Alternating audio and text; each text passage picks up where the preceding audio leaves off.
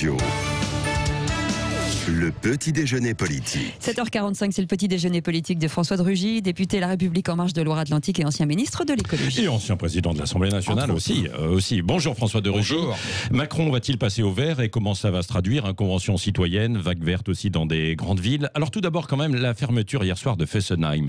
N'est-ce pas aller à contre-courant peut-être un peu de l'histoire quand on veut moins d'émissions de CO2, ce qui est permis par une centrale, et passer à l'électrique plutôt qu'au pétrole et au charbon?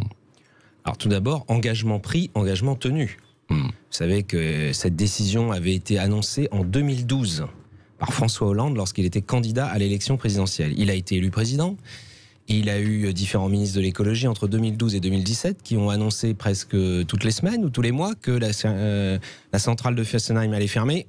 Et cela n'a jamais été fait en 5 ans. Il y a eu beaucoup de va-et-vient. Emmanuel Macron, lorsqu'il était candidat à l'élection présidentielle, a dit... Je ne reviendrai pas sur ce choix. C'est l'une des plus vieilles centrales de France et nous engagerons sa fermeture. Nous l'avons fait et c'est d'ailleurs quand j'étais ministre de l'écologie que je suis allé sur place avec devant les élus locaux, les représentants de cette région, dire voilà, ça y est, la centrale va fermer et c'est même un petit peu en avance puisqu'on avait parlé du mois d'août. On avait dit mars et août. Mais est-ce que c'est véritablement une bonne chose sur le fond? Alors d'abord, c'est la plus vieille centrale, l'une des plus vieilles centrales de France. Elle pouvait encore fonctionner. Mais quand même, quand elles avaient été construites, ces centrales nucléaires avaient été construites pour 40 ans. C'est vrai. Donc il aurait fallu les prolonger, réinvestir. Ce qui montre qu'elle était solide, quoi. Je vous rappelle par ailleurs qu'il y avait la centrale de Flamanville, nouvelle génération, qui devait ouvrir. Et elle n'a toujours pas ouvert parce que les garanties de sécurité ne sont pas encore données par EDF. Et donc il y avait un peu l'idée que l'une remplacerait l'autre. D'ailleurs, Flamanville, c'est une puissance de production d'électricité qui est plus grande. Donc la France n'abandonne pas le nucléaire, qui est en effet un atout face à la lutte contre le réchauffement climatique. Il n'y a pas d'émissions de gaz à effet de serre. Nous avons par ailleurs enclenché la fermeture de 4 centrales à charbon. C'est également quand j'ai été ministre qu'on a mis en œuvre cet engagement très fort. Très peu de pays font cela et pourtant c'est la priorité. Fermer les centrales à charbon, on peut produire de l'électricité autrement. Et la France se dirige donc vers une part de nucléaire encore importante et les énergies renouvelables. Bon, donc c'était urgent quand même de fermer Fessenheim, quoi. C'est un symbole, non, un petit peu de l'idéologie écolo? C'était un symbole par le passé, y compris en Allemagne. Vous savez que les Verts allemands, c'est limitrophe de la frontière allemande, en avait fait aussi un symbole. On voit ce qui se passe en Allemagne. Réouverture de centrales à charbon. Non, ça y est, l'Allemagne s'engage enfin dans la sortie progressive du charbon également. Ce qui n'est pas fait, parce que pour l'instant, il y en a toujours qui fonctionnent. L'Allemagne a fait un autre choix avant qui, en effet, a conduit à ce qu'il y ait davantage d'émissions de CO2 pour la production d'électricité qu'en France. D'ailleurs, c'est l'occasion de dire que la France est un des meilleurs pays d'Europe pour les émissions de gaz à effet de serre, le moins d'émissions de gaz à effet de serre dans la production d'électricité. On ne le dit pas assez, vous savez, on a souvent tendance à dire on s'auto-flagelle en France, non? Et il faut saluer les succès français, et parmi les succès français, il y a une production d'électricité qui a beaucoup moins d'émissions de gaz à effet de serre. Et vous le dites quand même, le nucléaire a toujours de l'avenir en France, avec le mix énergétique, quoi. Le nucléaire a toujours sa place. D'ailleurs, dans le précédent mandat, sous François Hollande, comme dans celui-ci, on dit qu'on vise 50-50, un équilibre entre le nucléaire et les énergies renouvelables. Mais dans les deux cas, des énergies sans émissions de gaz à effet de serre. Parce que vous savez qu'en effet, d'autres pays, quand ils arrêtent du nucléaire, ils font du gaz ou du charbon ou du pétrole qui émettent des gaz à effet de serre. François de Rugy, avec la vague verte dans certaines villes, haro sur la voiture, et la 5G maintenant, le nouveau maire de Bordeaux, Pierre Urmic, par exemple, pose la question, faut-il s'opposer au déploiement de la 5G? Non, je crois que là, il faut vraiment faire attention à ce que l'écologie ne soit pas un prétexte pour des formes de régression ou en tout cas de refus du progrès technologique, qu'il y ait des enquêtes sur la santé, sur les effets sur la santé des téléphones mobiles. On l'a fait pendant des années sur les antennes relais, aujourd'hui sur la 5G, c'est tout à fait normal. Ça rassurera d'ailleurs les Français, puis si jamais il y a un problème, ça permettra évidemment de prendre des mesures. Mais en revanche, se priver de ce que le numérique peut apporter après ce que nous avons vécu. depuis 4 mois, nous voyons ce que le numérique nous a apporté dans notre vie quotidienne, y compris sur le télétravail, l'accès aux nouveaux moyens de télécommunication. Pour les enfants, pour l'école, pour le travail. Si demain... mais il va falloir dire quand même à vos anciens amis écolos et d'Europe Écologie Les Verts, parce qu'il y en a quand même beaucoup qui sont contre. Je peux vous dire qu'à Nantes, ça a été un sujet de la campagne électorale, puisque la maire de Nantes, sous la pression des Verts, a dit on va faire un moratoire sur le déploiement de la 5G. En plus, qu'est-ce que ça veut dire? Est-ce que ça veut dire qu'on arrête, mais qu'on le fera plus tard, et qu'on risque donc de prendre du retard par rapport aux opportunités de cette technologie? Alors vous êtes quand même favorable ou pas à ce qu'il y ait ce moratoire? Non. Moi, je crois qu'il faut, encore une fois, y aller prudemment, en prenant évidemment des mesures sur la santé pour qu'on vérifie que ça n'a pas d'impact, mais il ne faut pas se priver du progrès technologique. D'ailleurs, moi, je crois beaucoup à l'utilité du numérique pour l'écologie. Oui. Est-ce que c'est souhaitable que la Convention citoyenne accouche de référendums, comme l'a laissé entendre Emmanuel Macron hier? Oui, d'ailleurs, si vous vous souvenez, lors d'une interview que j'avais faite avec vous, en visioconférence à l'époque, j'avais parlé des référendums parce que je crois en effet que l'innovation qu'est cette convention citoyenne. C'est jamais arrivé en France.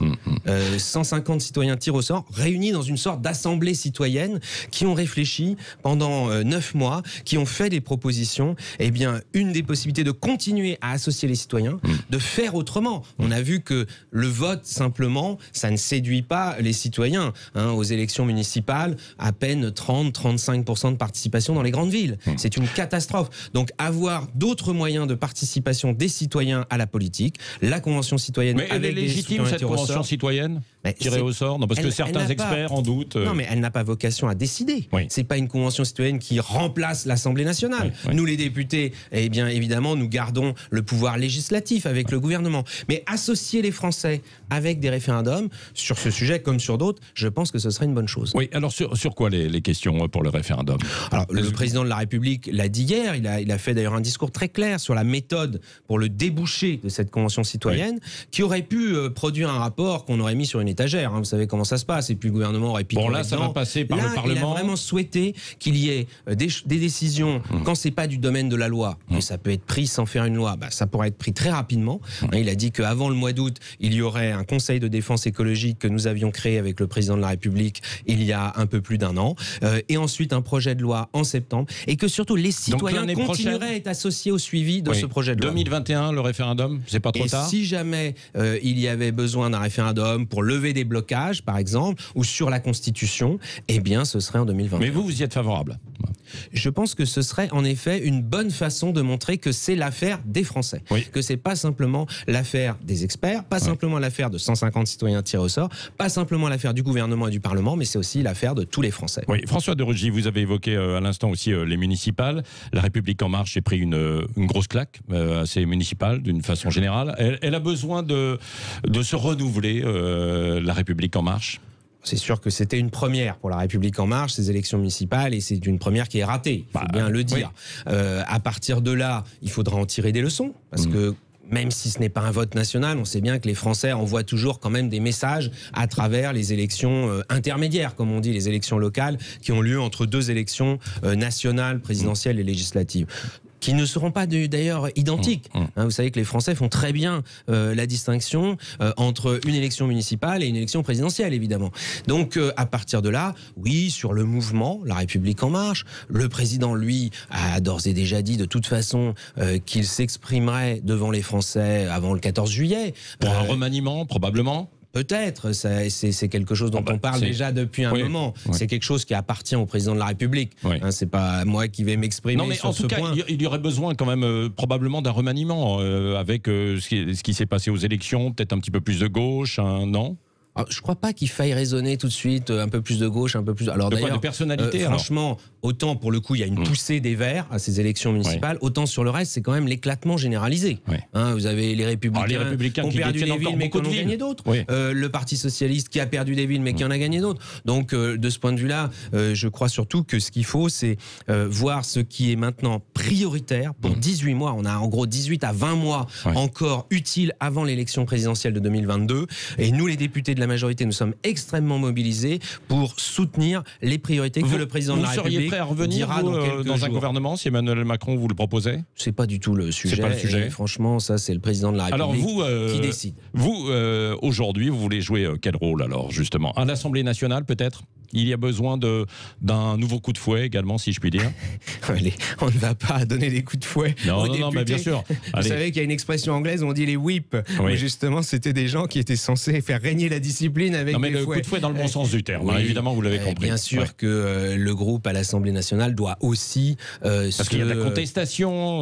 Doit aussi se renouveler pour être plus opérationnel, plus efficace dans cette période encore une fois, de 18 à 20 mois. Ça va passer très vite, ça va être difficile. Il y a beaucoup de Français qui souffrent d'ores et déjà de la crise économique et sociale qui a accouché de la crise sanitaire. On est dans une période qui va être très difficile. Et donc, il va falloir être très efficace, très opérationnel. Les députés de la majorité font remonter depuis des mois les difficultés de terrain. Je dois dire d'ailleurs que les députés ont obtenu beaucoup de modifications dans ce qui était prévu par le gouvernement, y compris sur le déconfinement ou pour les entreprises. Grâce aux remontées de terrain, il faut que ça trouve un débouché politique encore plus efficace dans les mois qui viennent. Ce sont des paroles d'un candidat à la présidence de groupe, ça, non? La République En Marche à l'Assemblée nationale? Nous aurons des réflexions dans le groupe. Non, mais c'est devant le groupe, mes collègues députés, François de Rugy,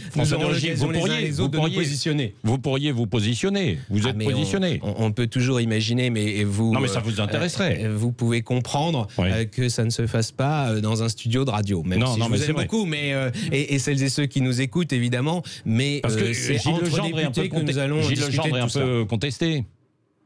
Il y a eu des difficultés ces derniers mois, il ne faut pas se le cacher. Par ailleurs, il y a surtout eu le fait que depuis 3 ans, 3 groupes nouveaux se sont créés, et pour partie avec des députés de la majorité. Donc moi, je ne me résous pas, il n'y a pas de fatalité à ce qu'il y ait une forme comme ça, là aussi de morcellement à l'Assemblée nationale. Je crois au contraire que l'Assemblée, le groupe majoritaire à l'Assemblée peut se rassembler derrière le président de la République, aux côtés du gouvernement, pour travailler. Vous savez, avec le gouvernement, nous avons des discussions, et nous devons en avoir qui seront aussi plus exigeantes, parce que les députés, aujourd'hui, eh bien, ils ont l'expérience de 3 ans, difficile souvent, pour faire remonter des choses et que ce soit évidemment entendu par le gouvernement. Oui. François de Rugy, le mot de la fin avec Cécile Le Ménibus.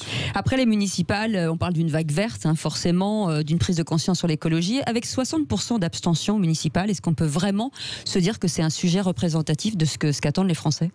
C'est une vraie question. La représentativité des équipes municipales élues dans des grandes villes, souvent avec 30% de participation. Donc quand vous faites même pas 50% des voix sur 30% de participation, ça veut dire que le nombre d'habitants, quand moi je prends souvent cette image, si vous marchez dans la rue, vous croisez 10 habitants, mais il y en a 1, 2 qui ont voté pour le maire qui va être élu. C'est extrêmement faible. Donc c'est sûr que les maires élus, quelle que soit leur couleur politique, devront avoir cela en tête. Comme nous, d'ailleurs, les députés élus, moi je l'avais dit, nous devons avoir cela en tête. Après, sur l'abstention, il faudra aussi que un jour, les uns et les autres, on tranche. Si à chaque élection on dit « Ah, comme c'est triste, il y a de plus en plus d'abstention. Ah, la démocratie est malade de l'abstention. » Ce qui va être un problème pour les référendums sur le climat. Voilà, et qu'on ne fait rien. Eh bien, ça veut dire qu'on dit finalement l'abstention, c'est une forme d'expression politique. Et on arrête de vouloir dire que c'est triste. Le vote obligatoire? Moi, vous savez que c'était une proposition personnelle. Là, je dis bien, c'est pas. Ça avait été évoqué d'ailleurs dans le grand débat. Moi, je continue de penser qu'en effet, le devoir civique, vous savez, sur la carte d'électeur, c'est indiqué le droit de vote, c'est un droit et un devoir civique. Bon, c'est après quelque chose qu'il faudrait peut-être d'ailleurs trancher par référendum, parce que aujourd'hui, les Français ne sont pas tous d'accord sur ce point, ça c'est sûr.